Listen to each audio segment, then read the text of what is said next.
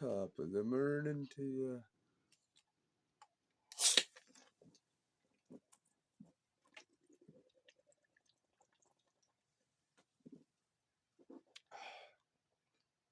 Happy St. Paddy's Day.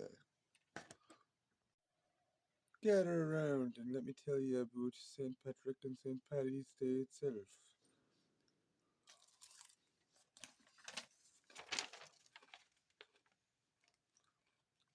If you don't mind, I've got a list so that I can keep myself on track. So, with any of the research I've done, it seems like St. Patrick himself was likely born in the 5th century. But what some people might not believe is that he wasn't actually Irish, but yet he was born in Britain, so he was actually a British citizen. And from any research I can tell, he might have come over as a slave at a younger age, at around 6-ish, but I'm not sure if that was ever confirmed. But what he was more known as was bringing Catholicism or Christianity to Ireland.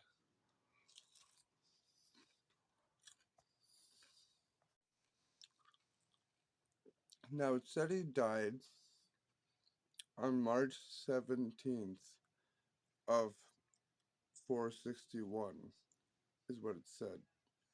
Or at least that's what a lot of records said. But, and so that's why we celebrate St. Patrick's Day on March 17th. But originally,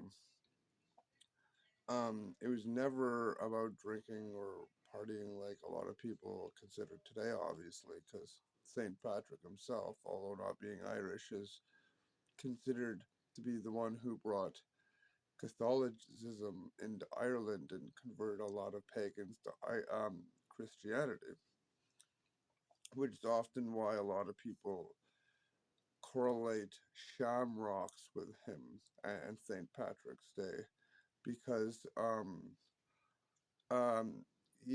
each bulb of the shamrock would be the Holy Trinity. So let's get into a few different myths and different reasons for certain things. And if you happen to still be watching and eat your potatoes, they're good for you.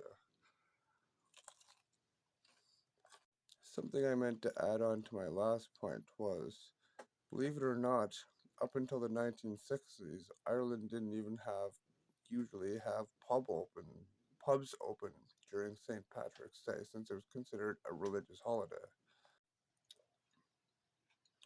Yeah, that's more of an American concept. But in retrospect, on further research, I actually found out that the Irish American population is actually roughly 7 times that of the actual amount of people in Ireland. So why do we wear green on St. Patrick's Day? Well, mostly because the nickname for Ireland for the longest time has been the Emerald Isle, or the Emerald Island, I guess, if you wanted to be. But I think it's the Emerald Isle, but also because it's also on the flag. But, I mean, if you want to look further into it, leprechauns can't see you if you're wearing green, which I know sounds fake because, but it's actually true because they can't see you because they're really, really short. And everybody knows leprechauns are always in mysterious forests, right? So, I mean, kind of makes sense. You're blending into the atmosphere. They don't really have the best of eyesight, to be honest with you. And it's said that will pinch people they can see. So if you're invisible to them by wearing green, they can't pinch you. Although, believe it or not, that was actually for real. Some kind of tradition in certain places. I hear that people will actually pinch each other. It's not a leprechaun thing. That's a real thing I heard of. St. Patrick's Day has been celebrated since at least the 9th or 10th century in Ireland and slowly spread amongst parts of Europe and into America as Irish started coming to America back in the day. And that's about as much as I kind of wrote down for now because it's between what I could remember and for the few things I did research a little bit into. I'm gonna end her here, but if you want a second video with a little more information, I'll definitely make a second one. But that's good potatoes. Seriously, eat your potatoes. But um, however, I probably won't make any more holiday videos. Maybe, maybe not. I'm not sure.